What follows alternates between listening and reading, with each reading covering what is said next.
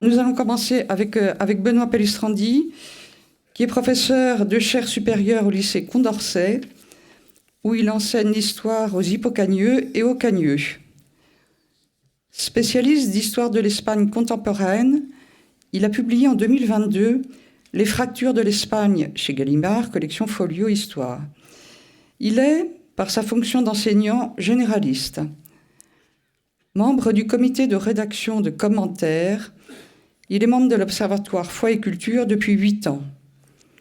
Il est aussi président de la Société des Amis d'Henri et Rémy Marou, ce qui le désignait, bien entendu, pour commencer cette réflexion fondamentale. Benoît. Merci beaucoup Isabelle, merci à tous. Alors, à l'origine de ce colloque et de son thème, il y eut le choc du 24 février.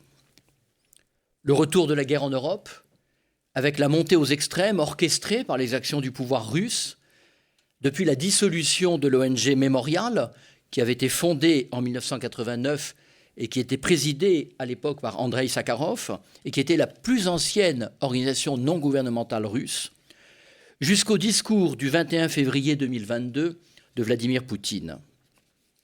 Comme le rappelle Nicolas Werth dans son opuscule « Poutine, historien en chef », publié dans la collection Tracts chez Gallimard en mai 2022, Mémorial avait œuvré pour une approche scientifique de l'histoire, prôné l'élaboration d'une mémoire nationale permettant de regarder en face les pages les plus sombres du passé et de comprendre les mécanismes des répressions de masse de l'époque stalinienne face au silence grandissant des autorités sur ces crimes. Fin de citation. Au même moment, vous vous en souvenez, en France, nous étions embarqués dans une campagne présidentielle dans laquelle la question de l'histoire était portée comme un étendard par un candidat de la droite radicale, Éric Zemmour. Le scrutin de 2022 était présenté par lui comme un choix de vie ou de mort pour la civilisation française. Fort du succès de librairie de ses ouvrages, qui mélangeaient politique et histoire, Éric Zemmour voulait mobiliser une certaine identité française pour le porter, sinon à la présidence, au moins au leadership des droites françaises. Cette utilisation de l'histoire, Paul Valéry, mieux que quiconque, l'avait dénoncée. Je cite : « L'histoire est le produit le plus dangereux que la chimie de l'intellect ait élaboré. Ses propriétés sont bien connues. Il fait rêver. Il enivre les peuples, leur engendre de faux souvenirs, exagère leurs réflexes, entretient leurs vieilles plaies, entretient leurs vieilles plaies, les tourmente dans leur repos, les conduit au délire des grandeurs ou à celui de la persécution, et rend les nations amères, superbes, insupportables et vaines. L'histoire justifie ce que l'on veut, elle n'enseigne rigoureusement rien, car elle contient tout et donne des exemples de tout. » Cette disqualification n'était pas chez Paul Valéry un mouvement d'humeur. Il s'agissait bien d'une défiance à l'égard d'une discipline fragile dont les fondements manquaient même d'assurance. Dans ses fameux cahiers, Valéry écrit « Les événements sensationnels, critiques, ont en général un intérêt infiniment moindre, extrêmement moins universel que les événements fonctionnels normaux. D'abord, ceux-ci sont continuels, fondamentaux, ils sont toujours. » Et encore, on trouve cette autre formule, histoire, bandeau d'images grossières mis sur les yeux qui l'empêchent de voir la présente réalité. Inutile de multiplier les citations, la démonstration n'a pas besoin de s'éterniser. Penser l'histoire comme une pathologie, et la formule est là encore de notre auteur, est sans doute une étape indispensable pour réfléchir aux troubles et aux déchirures qui affectent l'Europe. Pour autant, peut-on se résigner à cette dérive alors que le travail professionnel de l'historien tend au contraire à démythologiser le passé et à le rendre intelligible à ses contemporains, extérieur aux réalités du passé. Aussi, l'apport de Henri-Irénée Marou dans De la connaissance historique, paru en 1954, m'apparaît-elle comme un antidote, à commencer par cette expression du titre « connaissance historique » qui vient contourner la difficulté propre à la langue française de la confusion entre histoire avec un H majuscule comme mouvement du temps, et histoire, petit h, comme science savante. Alors l'histoire est-elle une pathologie? Les malheurs de l'Europe, sa ruine totale, sont dus au système des nations, issus des souverainetés personnelles, qui ont légué à des entités juridico-historico-politiques des caractères d'individus, avec tout ce que de tels caractères entraînent de mauvaise conscience, de volonté, de puissance jalouse. Ces individualités se sont affirmées, définies et de plus en plus opposées grâce à une minorité d'hommes instruits, professionnels de l'histoire et de la politique, disposant de l'enseignement et de l'influence, qui ont cru et fait croire à l'existence réelle et non fiduciaire d'antagonismes essentiels. Comment ne pas souscrire à cette analyse de Paul Valéry? Et tant pis si cela blesse notre orgueil national, mais on connaît tous les premières lignes des mémoires de guerre du général de Gaulle. Toute ma vie, je me suis fait une certaine idée de la France. Ce qu'il y a en moi d'affectif imagine naturellement la France telle la princesse des contes ou la Madone aux fresques des murs, comme vouée à une destinée éminente et exceptionnelle. Oui, les nations sont des êtres vivants et incarnés. La France, la Russie, voire la Grande Russie, la Pologne et désormais l'Ukraine. Sous nos yeux, nous assistons à la naissance d'une nation, au sens donné par les sciences sociales à cette expression. Les historiens, entre les années 1980 et 2010, ont étudié ces processus de nationalisation, c'est-à-dire la manière dont, à la faveur de la révolution libérale, qui proclame le peuple souverain et érige la nation en entité fondamentale, fondatrice et fusionnelle, les différents peuples d'Europe se sont construits une identité en mobilisant la langue, l'ethnie, le paysage, les cultures populaires et bien entendu le passé. Une continuité a été fabriquée, attention, à partir d'éléments concrets qui aboutissaient à l'affirmation d'une histoire nationale. En France, l'effort commença consciemment avec Jules Michelet, se poursuivit méthodiquement grâce à l'enseignement et à l'université de la Troisième République et s'est enseigné dans les écoles sous l'autorité d'Ernest Lavis, l'instituteur national, comme l'a appelé Pierre Nora. Ce fut la fiction de nos ancêtres les Gaulois. Paul Valéry est exactement le contemporain et le témoin de cet effort et de cette conception de l'histoire qui, à la différence des mythes et des romans, manifestait son ambition scientifique.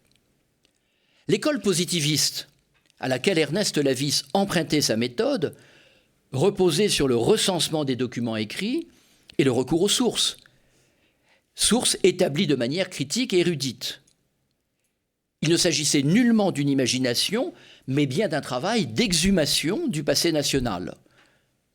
Pour le dire avec Raymond Aron, les historiens cédaient, je cite, à l'illusion rétrospective de la fatalité, c'est-à-dire à l'inévitable biais téléologique qui voyait dans le cours de l'histoire nationale un chemin ascendant jusqu'au présent.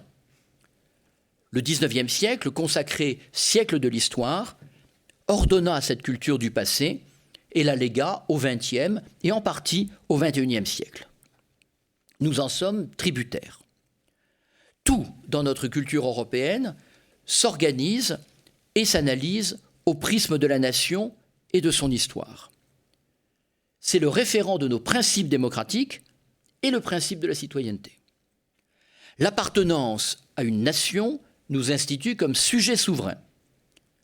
Cela suppose une adhésion à ses traditions, quand bien même notre origine n'est pas ethnique. Nous sommes là face à la question des limites de la communauté nationale. L'universalisme français avait d'ailleurs tranché, et français, celui qui veut être français, par adhésion aux valeurs politiques du pays. Ce fut d'ailleurs le cas sous la Révolution française, et vous savez que les révolutionnaires avaient donné la nationalité française à un certain nombre de libéraux éminents, notamment américains, héritiers de la Révolution de 1776. Et soit on était français par adhésion aux valeurs politiques du pays, ou par accueil dans la communauté nationale. C'est le droit du sol. Et telle est aujourd'hui la difficulté. L'entrée dans la communauté française ne suppose pas forcément la maîtrise des voire encore l'adhésion aux valeurs républicaines. Les tensions politiques autour de l'identité française, ses formes, ses manifestations, ses définitions, naissent de cet écart croissant qui introduit dans le corps civique un malaise existentiel. Le nationalisme allemand a proposé une autre solution, la langue. Est allemand celui qui parle allemand. Si dans une première période, ce slogan servit pour mobiliser les libéraux qui rêvaient d'une unité nationale qui donnerait naissance à une communauté démocratique, on sait les dérives autoritaires et ethnico-raciales de cette idée, bien loin d'être anodine. Le pangermanisme hitlérien est né d'une lecture enivrée de Herder. Et Linz, la ville autrichienne près de laquelle est né Hitler en 1889, devait être une des 5 villes symboles du Reich, aux côtés de Berlin, Munich, Nuremberg et Francfort, et aurait dû être livrée aux créations architecturales d'Albert Speer. Or, la nation n'est ni une réalité naturelle, ni un donné, mais bien une construction. Des textes essentiels et discutables, comme ceux de Eric Hobsbawm sur l'invention de la tradition et de Benedict Anderson sur les communautés imaginées, ont ouvert la voie à de très nombreux travaux sur l'invention de la nation.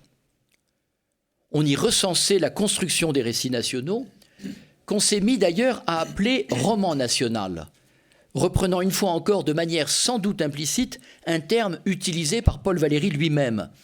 Dans sa pensée « L'histoire est une pathologie et non une physiologie », Paul Valéry ajoute « et de même les romans ».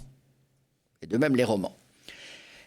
Et on a beaucoup insisté sur la mise en forme d'une histoire nationale et sur, de fait, l'anachronisme des termes France, Espagne, Allemagne, Russie, Italie, pour désigner ces espaces en des temps où ils ne s'appelaient pas ainsi. Tout renvoie alors à la critique de Valéry. L'engendrement de faux souvenirs, l'entretien de vieilles plaies, le délire des grandeurs, et les nations deviennent en effet amères, insupportables et vaines. J'ai d'ailleurs eu l'occasion de montrer dans mon étude de l'indépendantisme catalan comment la Catalogne avait été victime de ce double empoisonnement nationaliste et historique.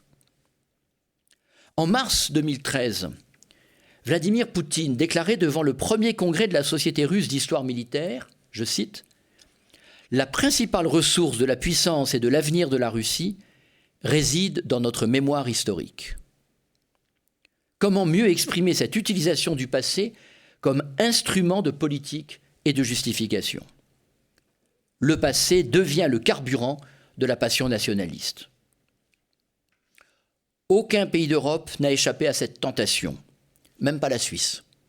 Même pas la Suisse. Les historiens suisses disaient les faits, toujours les minorer, et les grandeurs, toujours les exagérer. Et la mise en forme par les États des histoires nationales présente partout en Europe des similitudes au moins formelles. Le Panthéon à Paris ou l'abbaye de Westminster à Londres rappellent l'importance des figures d'incarnation. Aux grands hommes, la patrie reconnaissante. Et sur les bords du Danube, un peu à l'est de Ratisbonne, on trouve le Walhalla. Voulu par Louis Ier de Bavière, ce temple grec a vocation à rassembler le souvenir des femmes et des hommes qui ont fait l'Allemagne. Énumérer toutes les personnalités honorées est impossible. Pêle-mêle s'y trouvent des musiciens. Mozart, dès 1847, qui est la date d'ouverture du Walhalla, Wagner en 1913, Bach en 1916, Brahms en 2000. Des militaires, des politiques, Konrad Adenauer en 1999, Sophie Scholl en 2003. Des philosophes, Kant, dès 1847. Des religieux, Erasme en 1847, Luther en 1848, Edith Stein en 2008. Des peintres, Rubens, Van Dyck. Cette revendication par-delà la nationalité, Guillaume III d'Angleterre par exemple, cet enracinement dans le lointain Moyen-Âge avec Frédéric Barberousse et Frédéric II, pour arriver jusqu'à l'époque contemporaine, Albert Einstein par exemple, entend bien proclamer matériellement et symboliquement l'existence d'une unité allemande, indépendamment de sa traduction politique, ou plutôt préexistant à celle-ci. Vous le savez, Napoléon III fit de Vercingétorix l'ancêtre des Gaulois. Quelques années plus tard, les Allemands, réunis en un deuxième Reich, choisirent en Arminius, le vainqueur des Romains en 9 après Jésus-Christ, leur origine commune. En Espagne, la mémoire du roi Pélage, vainqueur des musulmans en 722, celle du Cid, un chef militaire au service du roi de Castille au XIe siècle, permettent aussi de mobiliser une histoire nationale sur la longue durée. Toujours au XIXe siècle, la création de musées nationaux, souvent à partir des collections royales, qui sont mises ainsi à la disposition du public, accompagne la notion de culture nationale.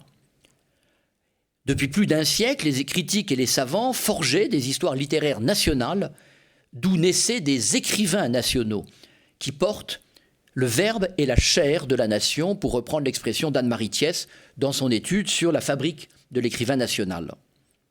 Shakespeare au premier rang, Cervantes, et puis la triade classique française, Corneille, Molière, Racine, Goethe pour l'Allemagne, Manzoni en Italie, ne sont plus seulement des auteurs, mais des monuments nationaux. Songez aux instituts Goethe allemands, à l'Institut Cervantes français, et on pourrait prendre un exemple chinois qui est l'Institut Confucius. Dans les lieux de pouvoir, les grands tableaux historiques donnent à voir l'histoire de la nation.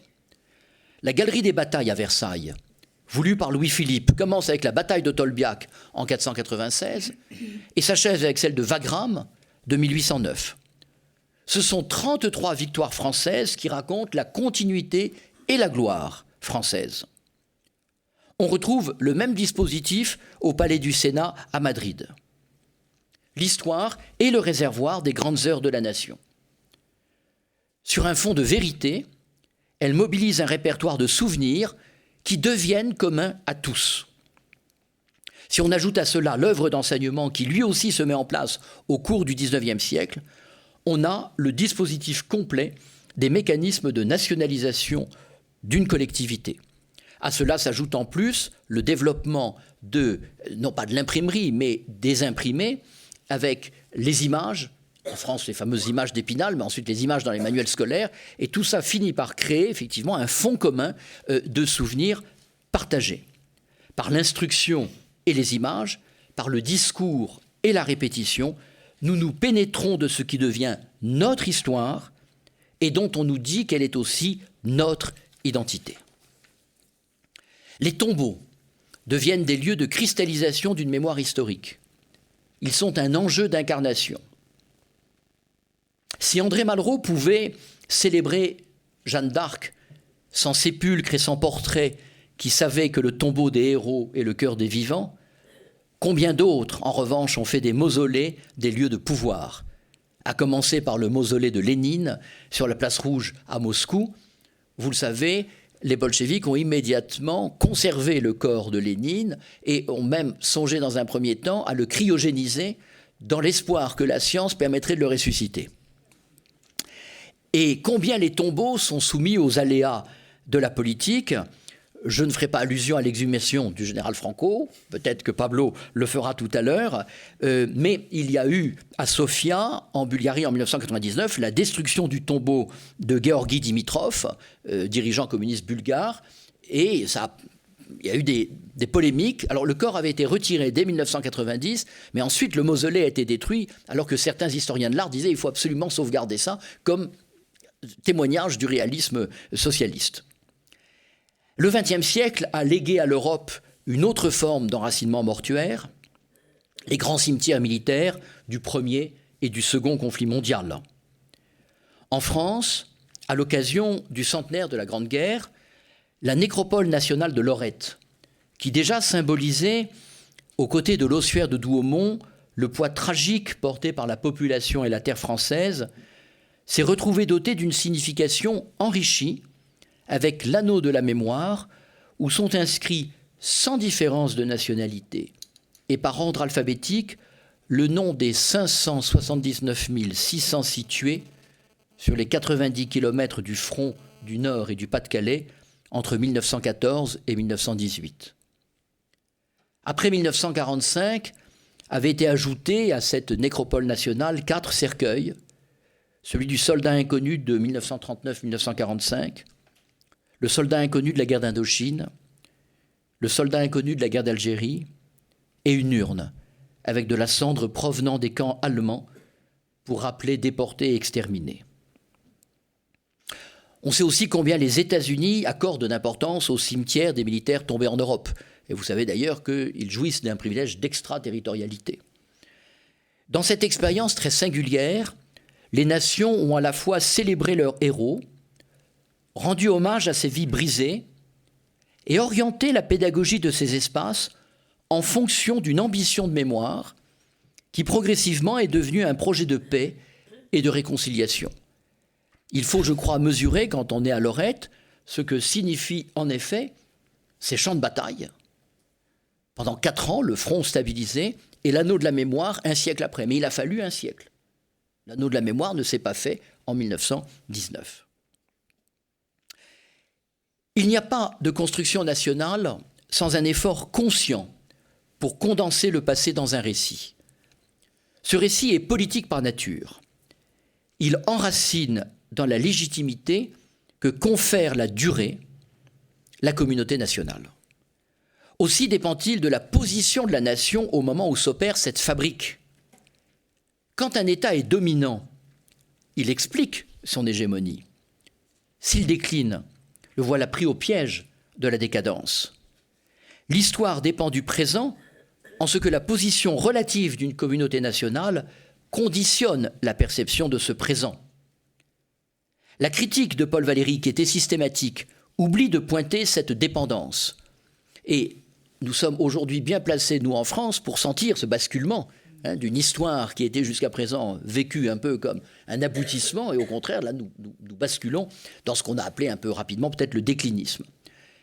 Les histoires rédigées après une défaite portent souvent la marque d'un désir de revanche et sont le préalable à la renaissance du nationalisme.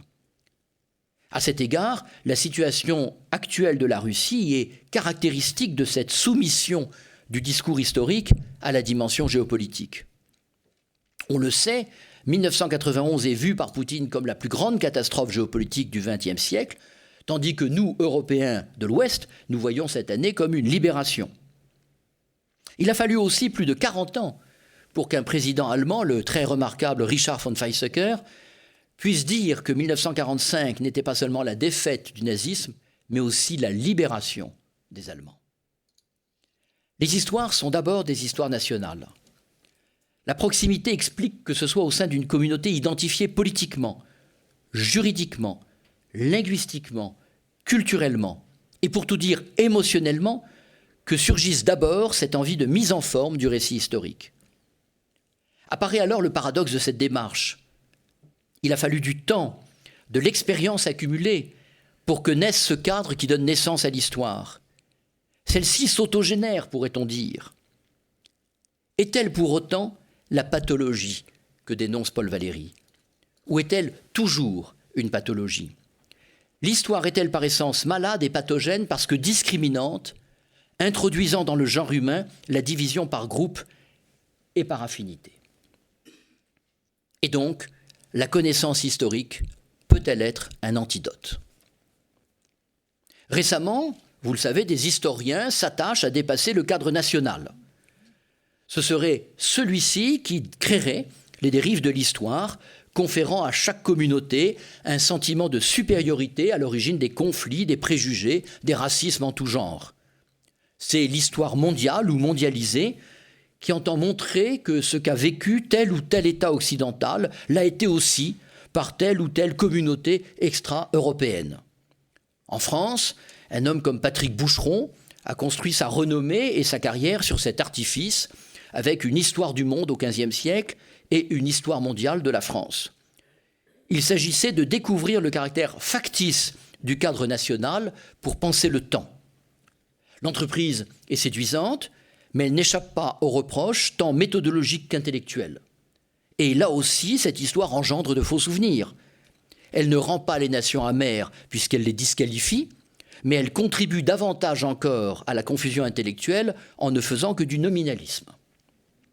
L'histoire devient une sorte de carrière inépuisable, de reconfiguration des récits, une combinatoire d'autant plus ouverte que les historiens ne cessent de mettre en garde contre la tentation téléologique.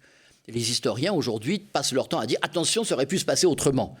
Les choses, oui, auraient pu se passer autrement, certes, mais le dur de l'histoire, ce qui nous gêne en fait profondément, c'est que les choses se sont passées comme elles se sont passées. Wie es eigentlich gewesen ist, comme le disait Rank. Alors, basculerait-on ici dans un positivisme facile qui ferait de l'historien juste un chroniqueur des faits? Le recul de la confiance en l'histoire apparaît comme une des manifestations de la crise de la vérité. Tel est l'avis que formule dès les premières pages Henri-Irénée Marrou dans son célèbre livre de 1954 de la connaissance historique. Ce petit livre, écrit Marrou, se présente comme une introduction philosophique aux questions fondamentales. Quelle est la vérité de l'histoire? Quels sont les degrés, les limites de cette vérité? Quelles sont ses conditions d'élaboration?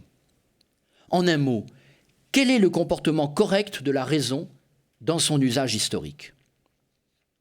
L'ouvrage, on le sait, a une portée considérable. Depuis 1954, il s'est diffusé à plus de 90 000 exemplaires dans l'édition première et ensuite les différentes éditions de poche. Très vite, il s'est imposé comme une proposition dépassant le positivisme étroit de la Sorbonne de la Troisième République.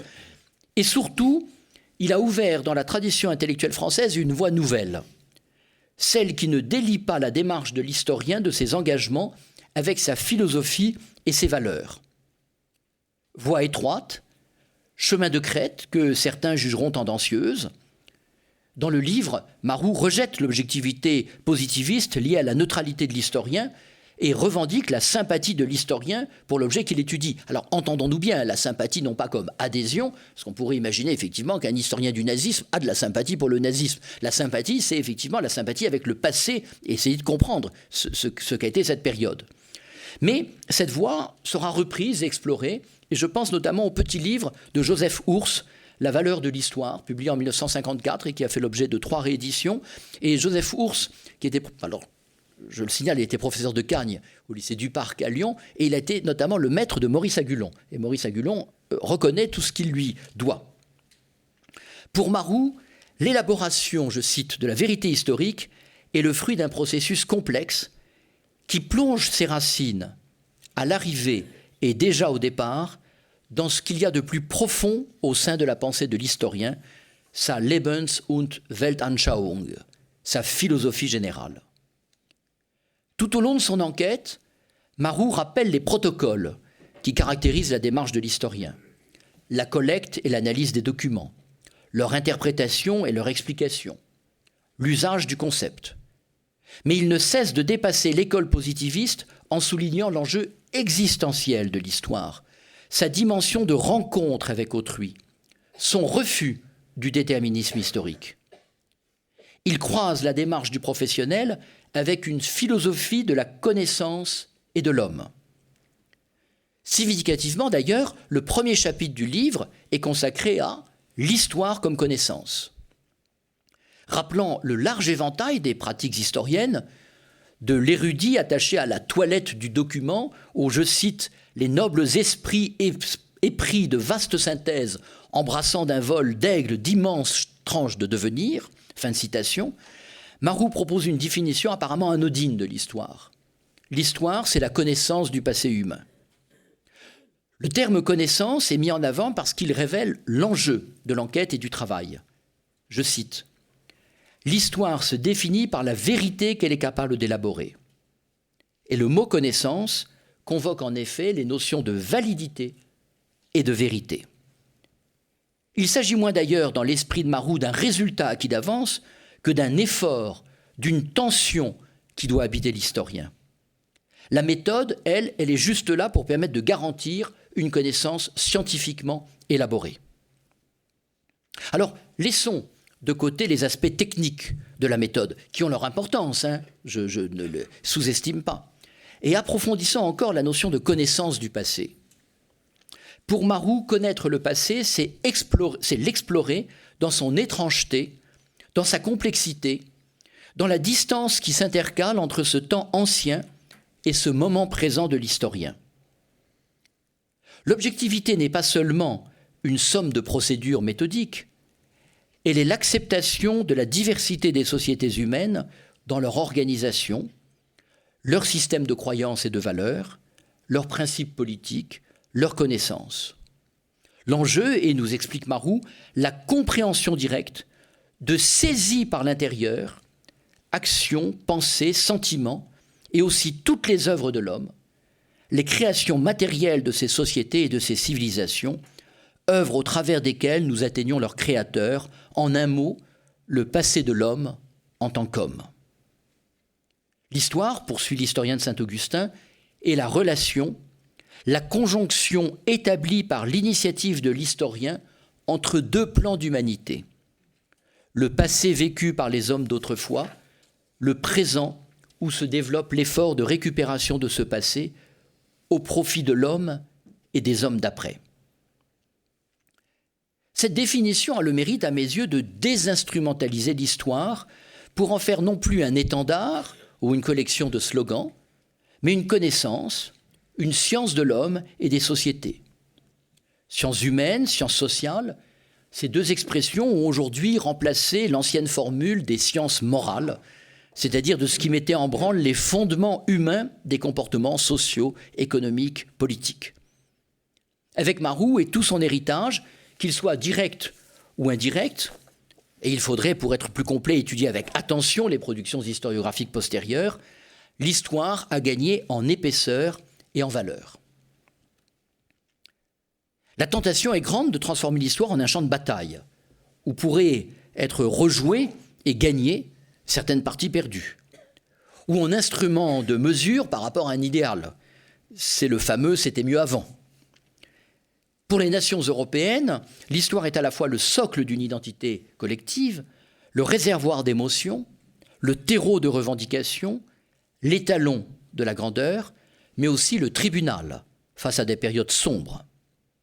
Rien de nos passés nous échappe. Nous les connaissons et les transformons en motifs de fierté ou en cause de culpabilité. On a progressivement relégué l'idée de l'histoire comme science morale pour n'en faire plus qu'une morale ou une politique. Mais il est vrai que l'expérience tragique du XXe siècle a cassé l'idée de progrès et que l'Europe, qui se vantait d'être à l'avant-garde de la modernité, a été brutalement ramenée au rang historique de civilisation périssable. Vous aurez reconnu là le motif valérien. Partout où l'esprit européen domine, on voit apparaître le maximum de besoins, le maximum de travail, le maximum de capital, le maximum de rendement, le maximum d'ambition, le maximum de puissance, le maximum de modification de la nature extérieure, le maximum de relations ou d'échanges. Cet ensemble de maxima est Europe ou image de l'Europe. Mais cette réflexion sur la crise de l'esprit commençait par ces mots prophétiques. Nous autres civilisations, nous savons désormais que nous sommes mortels. C'est 1919. Face à l'histoire avec un grand H, la connaissance historique. Autrement dit, face aux séductions fallacieuses de récits en partie vrais mais passés, il faut opposer la quête inquiète de l'intelligence qui entretient un rapport critique non seulement avec le passé, mais aussi avec le présent. La connaissance historique nous propose un double défi. Travailler en artisan de vérité à une meilleure compréhension, et j'allais ajouter une compréhension utile du passé. Se regarder avec distance pour ne pas nous croire nous-mêmes parvenus au stade ultime de l'histoire. D'un côté, une ambition considérable, de l'autre, une modestie politique et temporelle qui rappelle notre condition dans le temps et dans l'espace. À notre tour, nous deviendrons des sociétés difficilement intelligibles pour les femmes et les hommes qui nous succéderont et s'interrogeront à notre sujet. Acceptons de ne pas avoir le dernier mot de l'histoire, même si faisant l'expérience de la contemporanéité. Mais attention, cette expérience de la contemporanéité, tous nos prédécesseurs l'ont faite. Thucydide est un historien du contemporain. Nous devons avoir le sentiment, nous devons éviter d'avoir le sentiment d'être en surplomb par rapport à ce passé qui nous précède. Nous ne sommes en réalité qu'un bout de la chaîne, et pas le bout ultime. Nous ne sommes qu'un maillon. Il est temps de conclure. La pensée de Paul Valéry s'inscrit dans une conjoncture précise, qui court de la Grande Guerre à la Seconde Guerre mondiale. Dans Regard sur le monde actuel, il se fait le défricheur et le déchiffreur de ce que plus tard on nommera la mondialisation. Dans sa critique de l'histoire, il ajoute, je cite, « Les phénomènes politiques de notre époque s'accompagnent et se compliquent d'un changement d'échelle sans exemple, ou plutôt d'un changement d'ordre des choses. Le monde auquel nous commençons d'appartenir, hommes et nations, n'est qu'une figure semblable du monde qui nous était familier. Le système des causes qui commande le sort de chacun de nous, s'étendant désormais à la totalité du globe, le fait résonner tout entier à chaque ébranlement.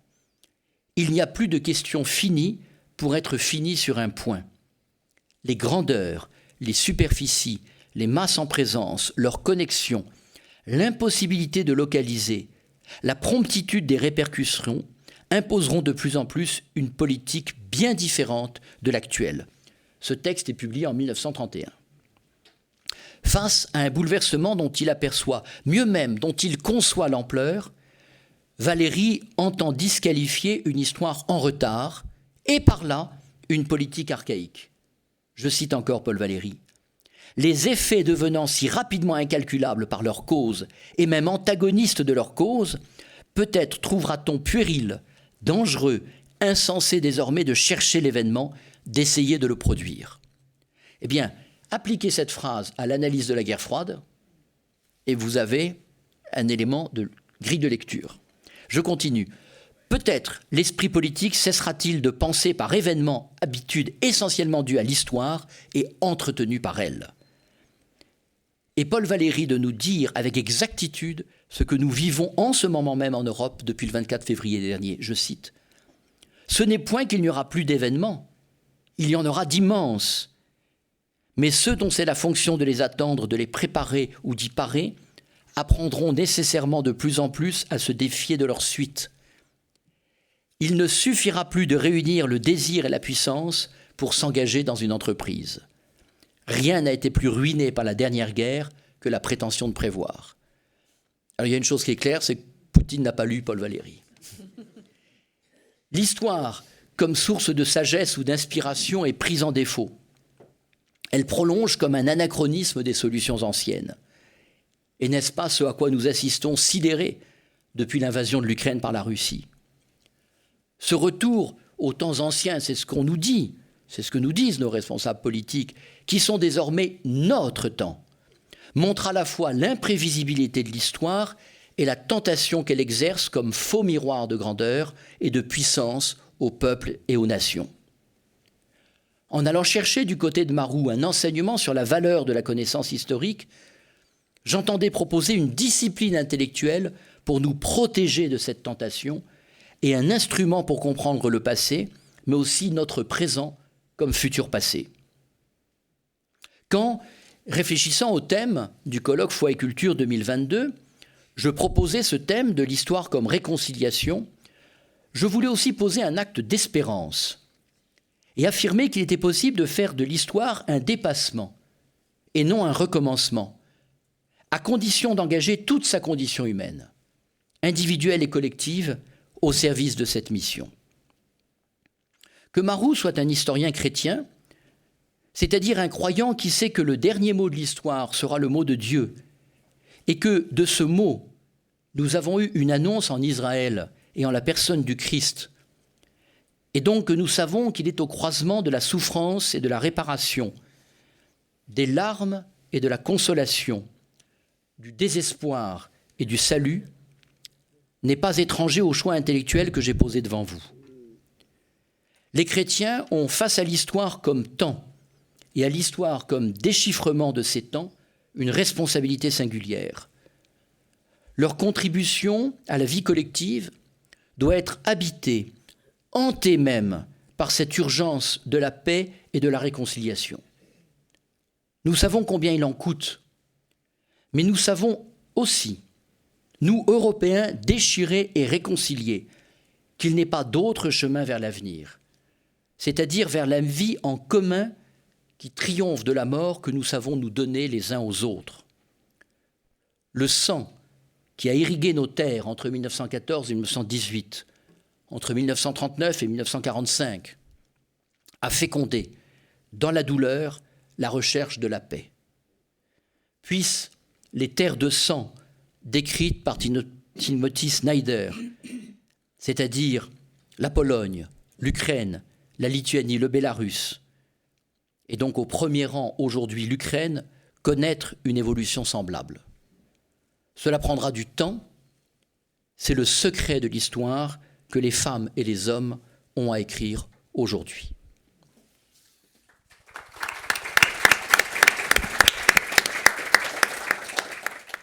Il me revient de dire quelques mots pour terminer cette rencontre. Ce matin, j'ai commencé en disant que mon propos serait grave, et je crois que ce n'est pas que mon propos qui était grave, c'est la réalité qui est grave et inquiétante, et en particulier ce que nous avons dit cet après-midi le manifeste bien. Il a été question de l'histoire manipulée. On a parlé aussi de la vérité instrumentalisée, voire détruite. Vous savez qu'on parle aussi parfois de la post-vérité. On peut dire que la post-vérité, c'est un vrai mensonge, simplement. Mais cela désigne, je crois, un certain nombre de points d'attention. Je le dis, voilà, c'est pas ici, et dans un lieu plutôt de réflexion que l'on va s'engager de manière collective, mais je le dis au moins pour une attention plutôt personnelle. D'abord, un combat contre l'à peu près, et je dirais l'à peu près du vocabulaire. Tout à l'heure, on parlait du péché, mais ce mot religieux ne peut pas tout dire. Il y a aussi des crimes et des délits.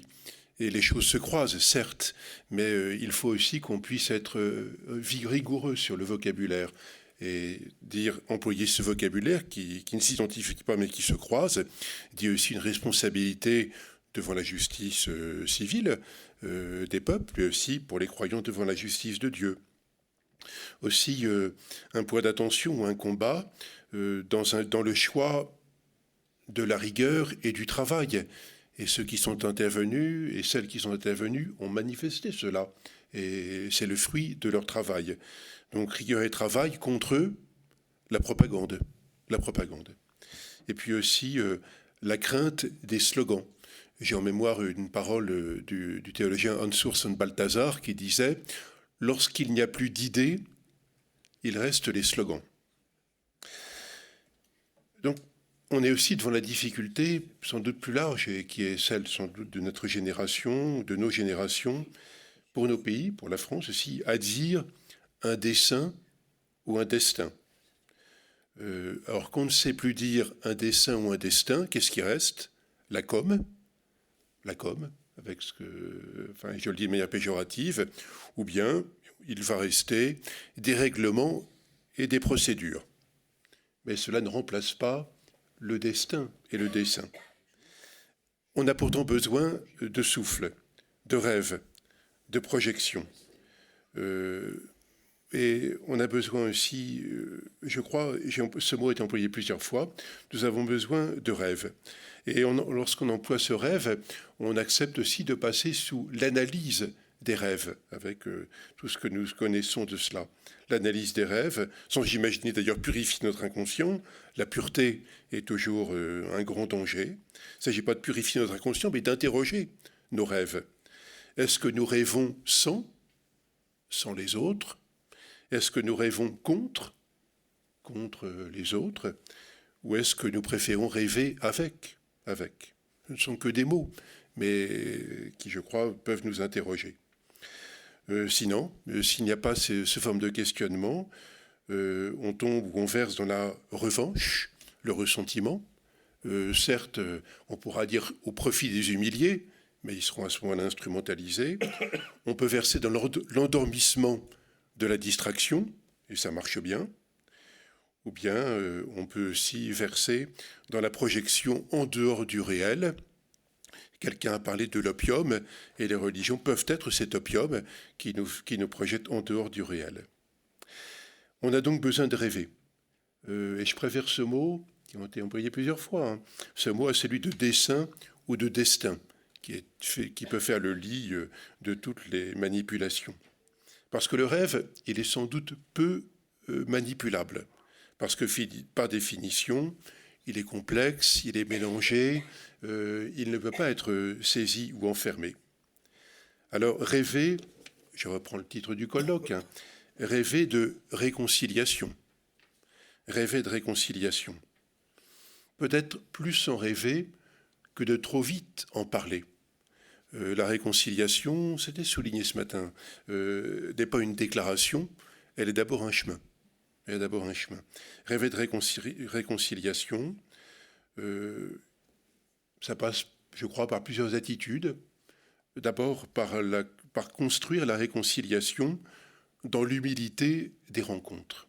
Dans l'humilité des rencontres. La rêver, la réconciliation comme un horizon possible, et, je l'espère, la recevoir comme un don. La recevoir comme un don. Je pose la question, avons-nous le droit de nous poser comme auteurs de réconciliation? Le risque, c'est le risque alors de la puissance. On va imposer la réconciliation. On aurait par définition une idée et un processus qu'on voudrait imposer aux autres. Donc avons-nous le droit? Je ne pense pas de nous poser comme auteurs de la réconciliation. Mais nous avons le droit, et je crois le devoir, de tendre la main, en respectant la liberté de l'autre qui peut ne pas la prendre. Et nous avons aussi le droit, et sans doute pas le devoir, là c'est un droit, de recevoir la main qui se tend vers nous. Je terminerai par une considération plus théologique. Vous savez, je crois que la théologie n'a qu'un seul motif, interroger nos idées sur Dieu. Et nous redire toujours, et je crois aussi même dans le royaume de Dieu, que Dieu sera plus grand, que Dieu est toujours plus grand. Et la théologie n'a que cela comme but, interroger nos représentations de Dieu. Ce Dieu plus grand, c'est celui auquel qu'on essaie de chercher par la raison, mais aussi de bien d'autres manières, par la beauté, la musique, les arts, qui sont aussi ces lieux où Dieu se dit autrement que par la raison, sans opposer à la raison, mais aussi par ce chemin. La théologie nous interroge sur Dieu, et je crois que, comme croyants, qu'elle nous conduit à toujours nous interroger sur nous-mêmes, à pratiquer le doute systématique, qui n'est pas le vain chemin de la déconstruction ou du wokisme, si on veut, mais le doute systématique qui est cette interrogation d'abord sur soi-même et sur nos représentations, nos projets et nos idées. Comprenons par là et reconnaissons que nous grandissons et nous grandirons en nous laissant toujours ajuster. Aujourd'hui, certains ont parlé, beaucoup ont écouté. J'étais plutôt du côté de ceux qui écoutaient, et c'est quand même bien parfois pour un évêque d'être du côté de ceux qui écoutent, parce que souvent il faut qu'il parle, je le fais un peu quand même, il faut qu'il parle sans doute de sujets qu'il ne maîtrise pas toujours très bien, et c'est bien d'écouter, mais je crois que ça rejoint le premier commandement de l'Écriture donné à Israël, écoute Israël, et que reprend le Seigneur Jésus. Quel est le premier commandement? Alors on dit souvent, quel est le grand commandement? On dit, aimer son prochain, aimer Dieu comme soi-même. Non. Quel est le premier commandement? Écoute Israël. Et je crois que l'écoute, mais comme le dit le pape François, écouter c'est autre chose qu'entendre. On entend. Écouter c'est autre chose qu'entendre. Mais je crois qu'écouter, et c'est de l'ordre d'une conviction, parce que c'est aussi les convictions qui nous font avancer. Écouter toutes les paroles, quelles qu'elles soient, dans un cadre justement où on respecte les paroles. Je crois que nous sommes dans un lieu où c'est possible. Écouter nous aide chacun à vivre ce chemin, le chemin qui est le lieu des réconciliations possibles, quand elles seront possibles. Je remercie donc à tous les membres de l'Observatoire d'avoir animé et organisé cette journée, et je remercie à tous ceux et celles qui sont intervenus aujourd'hui. Merci à tous.